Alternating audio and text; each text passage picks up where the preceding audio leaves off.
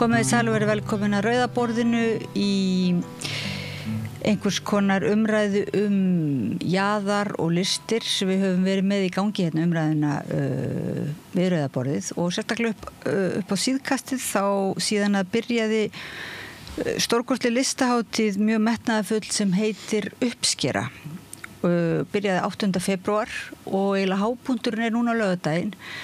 Og til mín eru komnar tvær listakonur, það Margrét M. Nordahl og Kolbrún Dögg Kristjánsdóttir, verið velkomnar. Takk fyrir. Takk fyrir.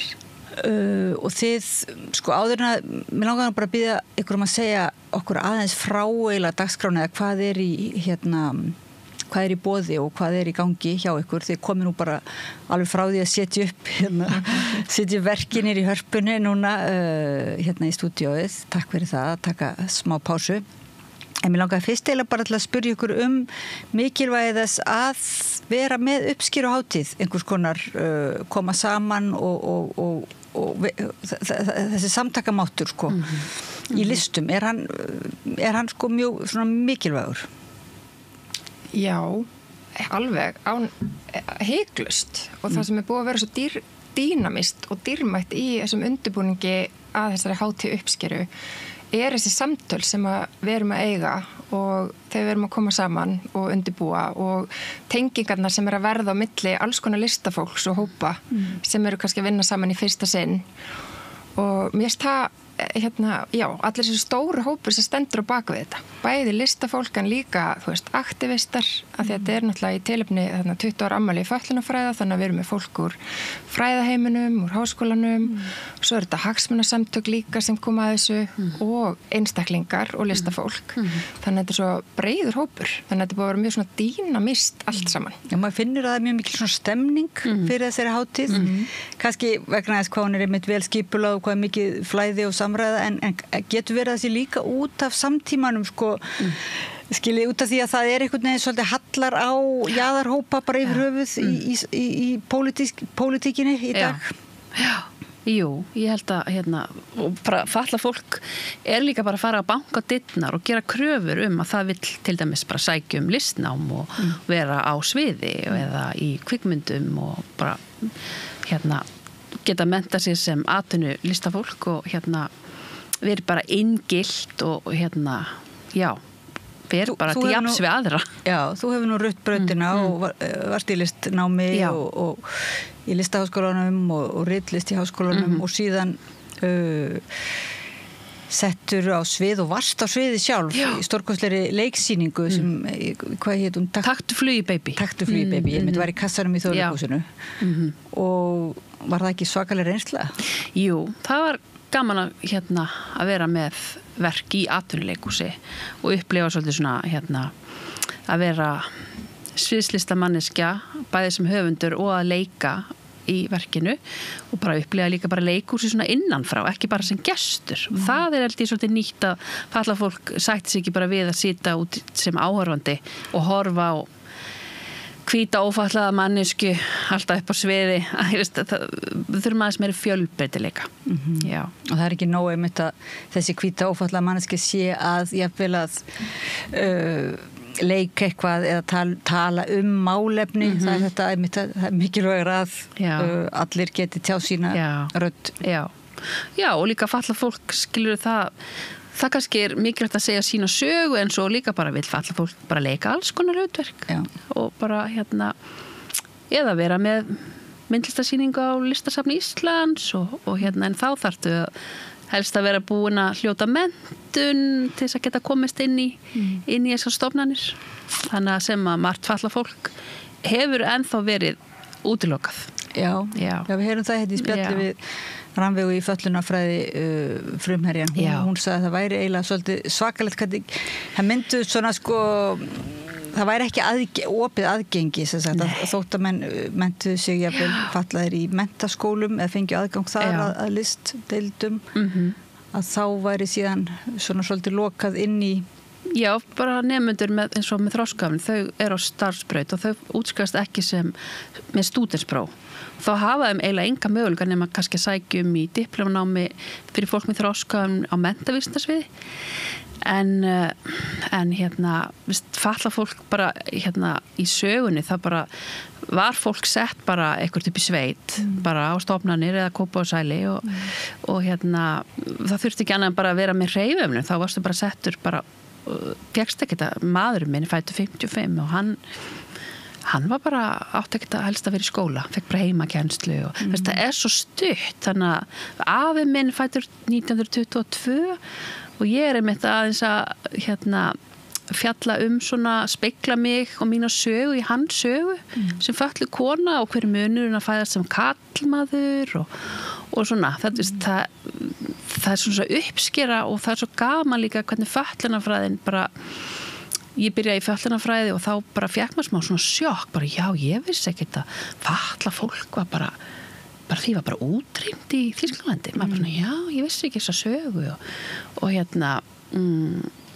og líka kynnast fötlunarlist, það er svona pólitísk list, þannig að það hefur verið að gerast svo mikið bara á 20 árum og ég var á æfingu í gær út af þessu málþingi og maður verður svolítið bara svona, bæði finnir maður svona kraft en líka verður maður svolítið svona meir, af því við erum ennþá okkur stað en samt er svo mikið svona kraftur og barátta í fólkinu og já, ég held að það sé svo gaman að koma saman og finna svona þessu uppskjöru. Já.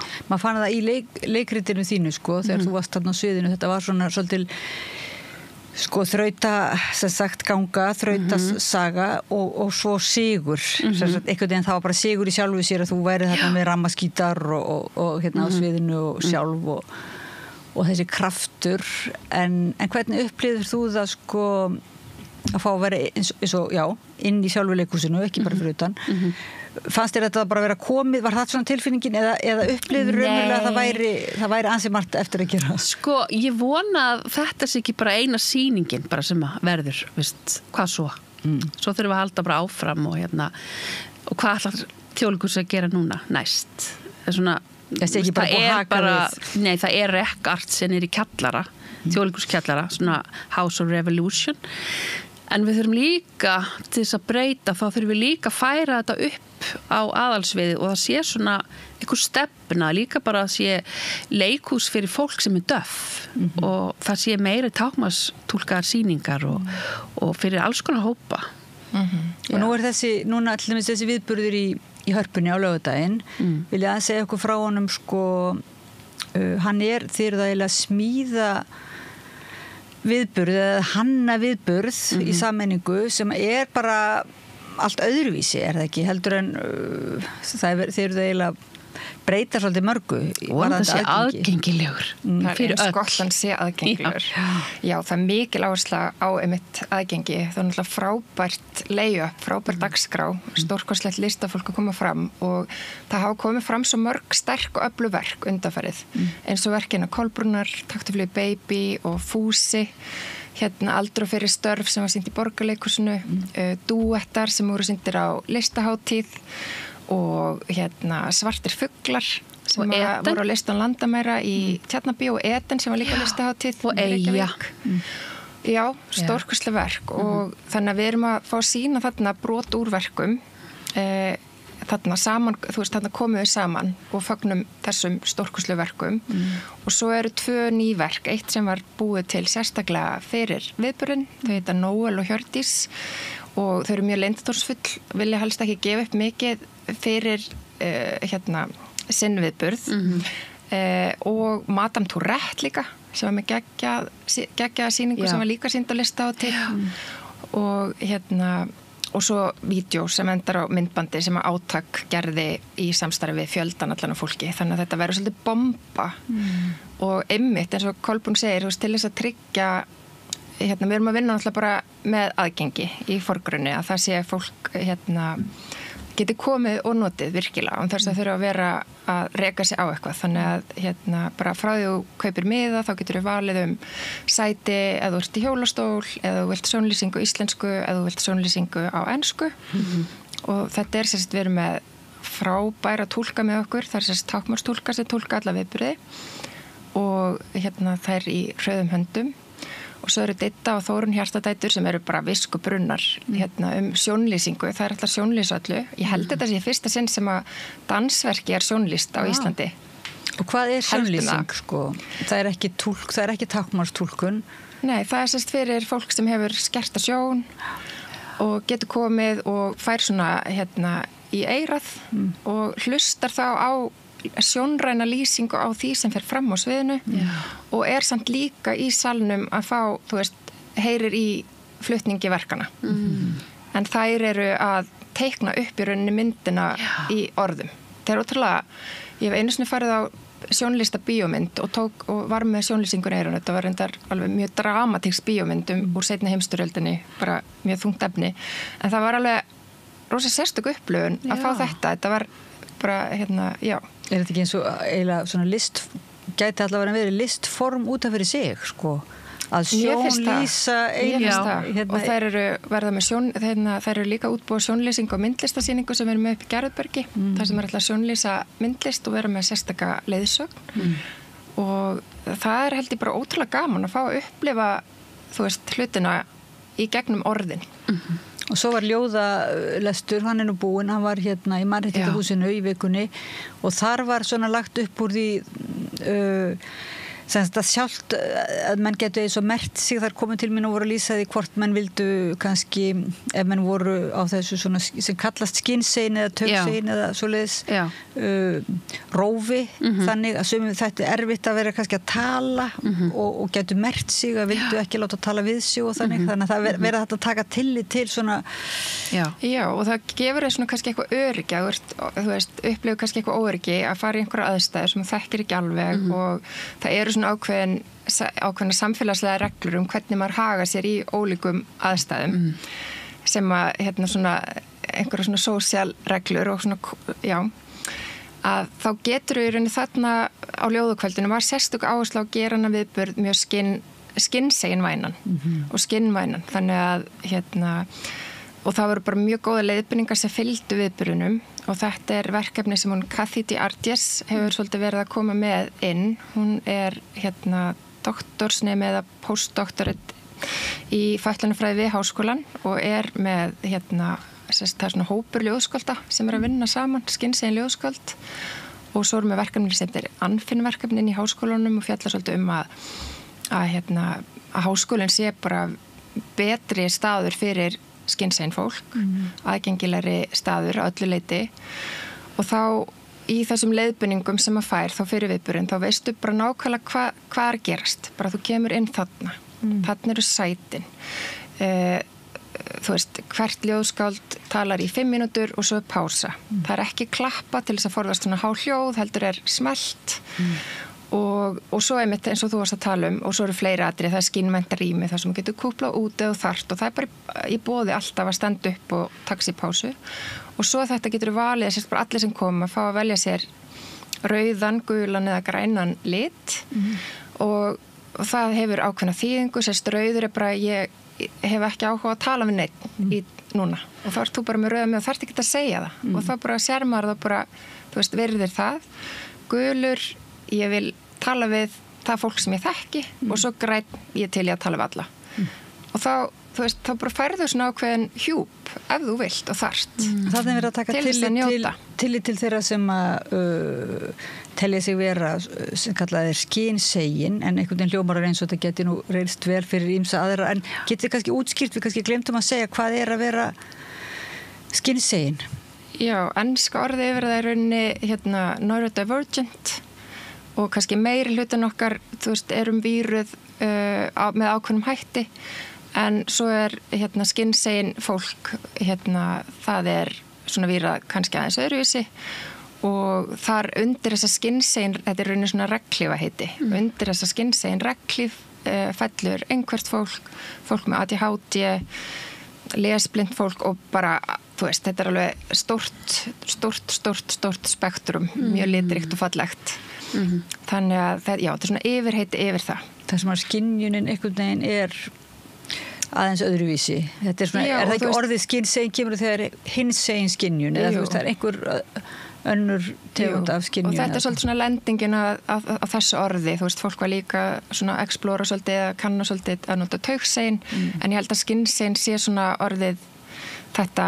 viðtekna heiti og samþykta heiti líka bara frá fólkinu sem tilheyrir þessum hópi og og þú veist, okkur, þegar við náum að skapa rými þar sem að fólki líður vel, það hefur góð áhrif á okkur öll, þetta ekki einhver alveg eins og aðgengi bara almennt, það gott fyrir okkur öll, þetta ekki til þess að bara að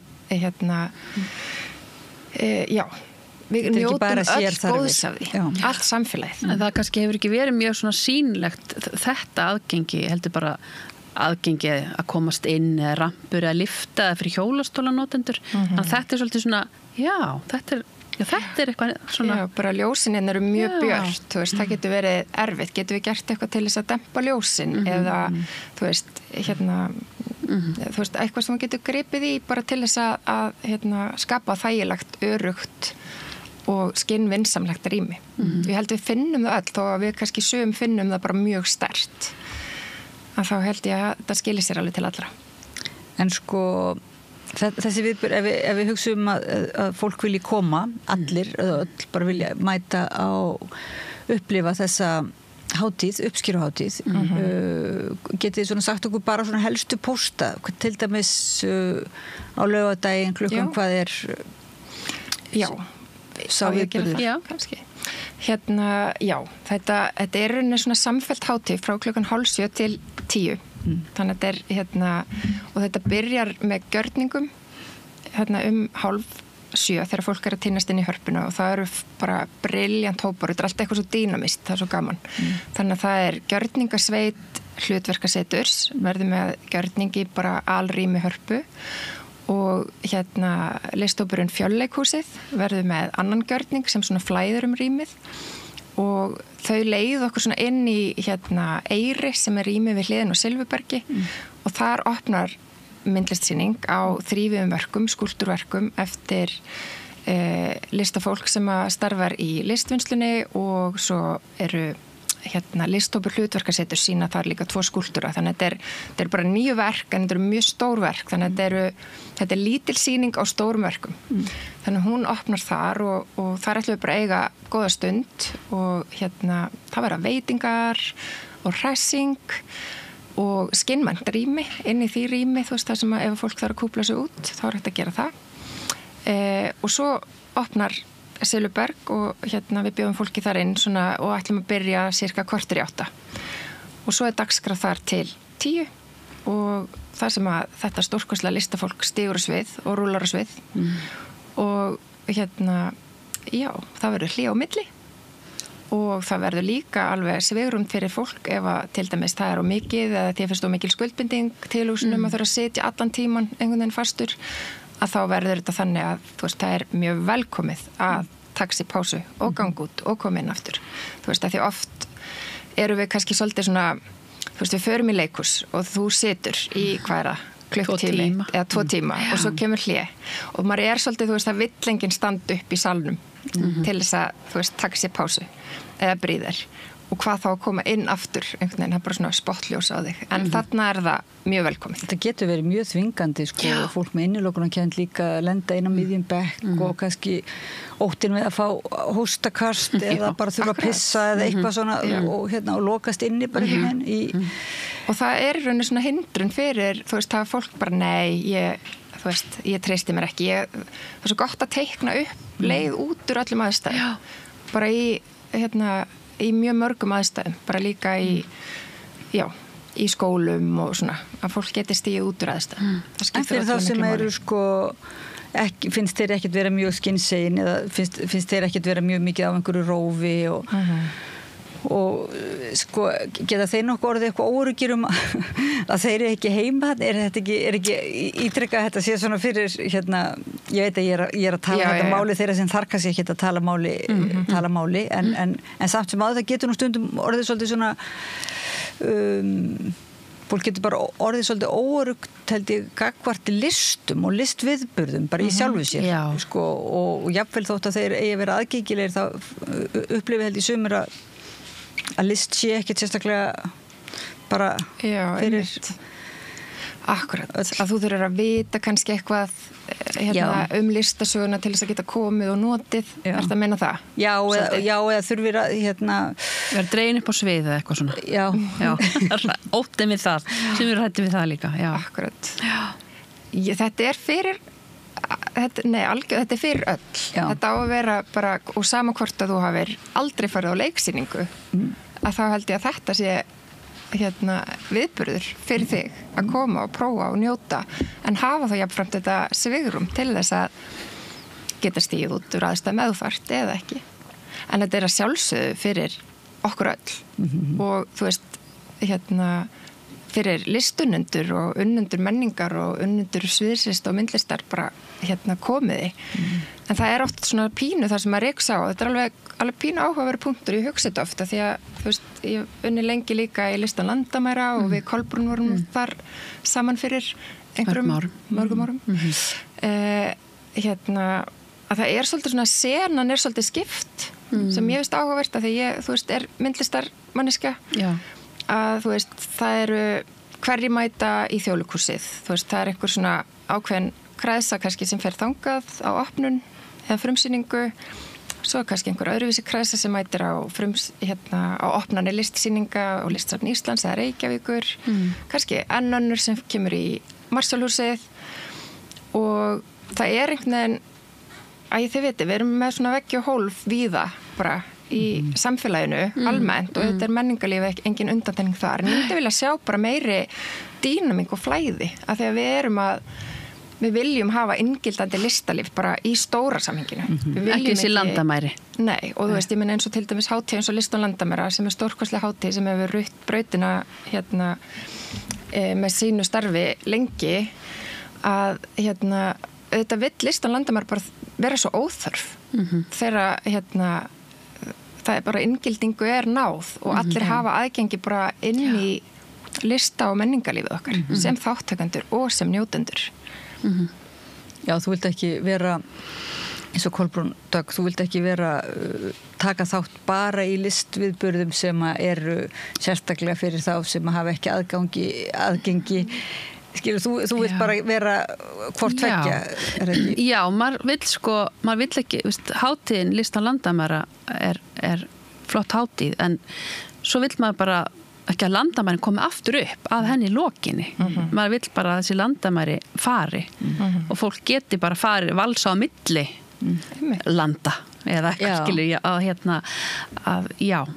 og en það einhvern veginn fyrir suma hópa einhvern veginn hefur það ekki verið í boði nema þá einhvern veginn að komast inn á listasafn Íslands kannski með sýningar eða lista landamæri hefur verið víða og þá er það oft sko í gegnum listan landamæra sem að falla fólk kemur þar inn en ekki bara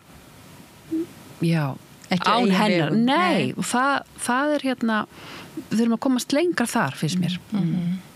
Og svo er þetta svo margt sem spilar inn í, þú veist, sem hefur áhrif, þú veist, bara eins og til dæmis að því varst að nefna mentunina og við erum oft talað það, þú veist, að þegar maður er að mennta sig í listinni sinni, þá er maður að kynnast senunni, maður er að kynnast fólkinu sem starfar innan hennar, maður er að kynnast erlendu og innlendu listafólki, fræðafólki í greininni og svolítið svona byggja upp sitt tengslanett sem að síðan nýtist þér þegar þú ferð að starfa.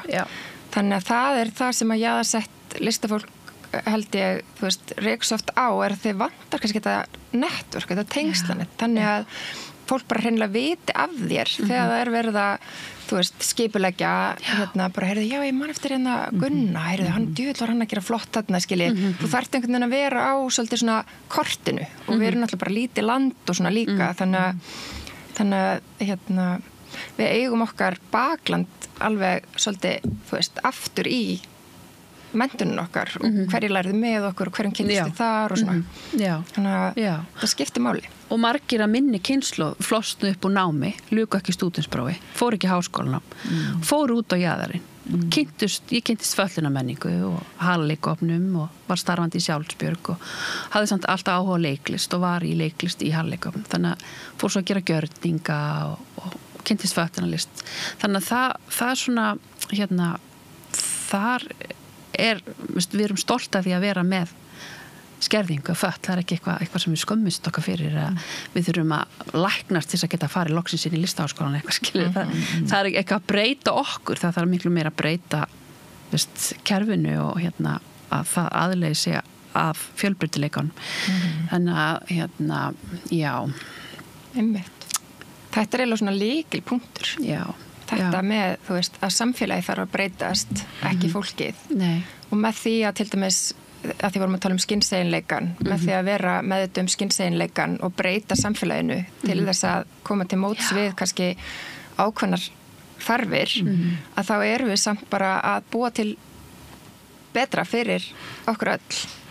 Já. Það er svolítið merkilegt hvernig sá hópur sem að knýr dyra inn í svona menningarstofnanirnar, þessa klassísku menningarstofnanir og eða opinberu kannski, það er oft svona mjög róttækuöfl sem að þurfa eiginlega að beita einhvers konar aktivisma með og jafnvel grípa til þá gjörningaforma og svoleiðis og svo er það nú kannski svolítið komið, eins og þú veist, það var einhver hugmyndum muniði hámenning og lámenning, þú veist hvort það mætti vera graffiti eða þú veist, mætti vera einhver lámenning, það var svolítið svona hinu öldinni, en núna er það kannski eiginlega ekki mjög áhugaverð spurning, svona lámenning, hámenning, finnst mann finnst ekkit, eða mér finnst ekki svona vera mest í kraftur það er eiginlega róttakast og kannski mesta frjómagnið í þessum jaðarhópum sem sagt þau oft kannski breyta, svolítið hafa áhrif á meginstraumin kannski. Já. Ég meina svona eins og með föllunarfræðunum og lista á landamæra, þarna er miklu meiri kraftur heldur en stjættavinkillinn, þú veist, þessi svona að einhver lámenningar sem er ekki, sem er svo kannski stundum kannski er líka fólk að tala þá meir eða að vera að hleypa bara öllu fölluðu fólki inn í listnám eða inn í listinnar, það þurfa að passa upp á gæði listarinnar, það má nú ekki draga það niður á eitthvað lágplan eða geta bara allir verið listamenn að leiki bara, það er svolítið svona að því fatlað fólk hefur svolítið verið að leika svolítið svona eins og postdramatist leikhús, það er að leika að flytja, eru sérfræðingar og eru ekki að leika ykkur aðra persónu heldur bara segja sinni sögu sem er gott, en ég vil líka sjá bara fatlað fólk getur verið menntaði leikar og eru bara að leika alls konar þannig að það er líka að því maður hefur ekkert bara oft byrja listafólk á kannski svona sínum persónulegu sögum svo bara fyrir að gera eitthvað annað, þróast maður vil þróa sig sem listamaður. Þannig að þú veist, sért ekki bundin eða þú veist vera að fjalla einhvern veginn þig og hindranir þínar eða eitthvað þannig, heldur bara getur verið, þú veist, Kolbrún sem að, ég veit ekki er að bugast yfir uppvaskinu og eitthvað eins og við öll. En eins og þið segir líka þetta allt listafólk þarf á þessum tækifærum að halda að bara ein sýning eða ein uppskeruhátíð bara er svo mikill lærdómur í sjálfu sér og gefur fólki einhvern veginn tækifæri til að þróa sig og þroska sem listafólk og og stofnanirnar náttúrulega nota alltaf gömlu einhverja klísjur gæði og svona þú veist, en raunin er svo að allt listafólk er með, eins og þú varst að tala einhver listafólk er svolítið dularfullt vill ekki láta alveg uppi hvað það ætla að gera en þannig er nú eiginlega listin bara í eðli sínu það er aldrei að vita hvar þessi gæði, það er ekki hægt að svo tryggja það fyrirfram. En þetta er kannski og svo gott spegla, þú veist, eins og þetta með gæðin þú veist, þegar konur fengu ekki að mennta sig og fengu ekki, þú veist, bara voru ekki með á sýningum, þetta var bara kalla heimur listheimurinn. Ég vissum að það hefur verið talað gæði að við erum nú að passa gæðin á þeim tíma. Alveg hreint. Þú veist, þannig að það er alveg hægt að spegla bara svona baráttu ólíkra minnihluta hópa þú veist, á milli. Þannig að það er alveg að spegla þetta í baráttu kvenna til þess að taka sér pláss innan listheimsins sem þær eru náttúrulega bara ennþá að gera og og sem líka hollt, þannig að við skiljum oft hlutina betur að við svona tengjum, höfum einhvern svona snertiflut og getum kannski túlkað einhverja upplifun einhvers annars yfir eitthvað sem við höfum upplifað með einhverjum öðrum hætti. Ég voni sé ekki alltaf óskýr. Þannig að það er mjög gott að spegla baráttu ólíkra hópa. Já. Af því að það er mjög margt sameiginlegt og við áttum svo fallegt, ég var að segja ykkur, við vorum að sýna REC-art sem er frábær hópur, voru með svona bæði variety show í Þjóðleikhúskjallaranum, þar sem alls konar fólk kom fram og eru með reglulega viðburði og smiðjur, og svo var smiðja núna síðasta laugardag, þar sem við komum saman og vorum að horfa á Krippkamp, og Krippkamp er heimildamynd bandarísk sem er stórkostlega aðgengileg á Netflix og YouTube og mér finnst bara eiginlega, þetta er eiginlega svona skildu áhorf bara, ég mæli með henni, og þar er verið að segja sögu baráttu fólks sem að kemur saman í svona sumarbúðum og úr verður bara svona hreyfing aktivista eiginlega, sem að sé að ná í gegn ákveðni, lögum í Bandaríkjunum réttindi fatlaðs fólks og þar þau fóru í setuverkfall á einum tímapunkti til þess að berjast fyrir sínu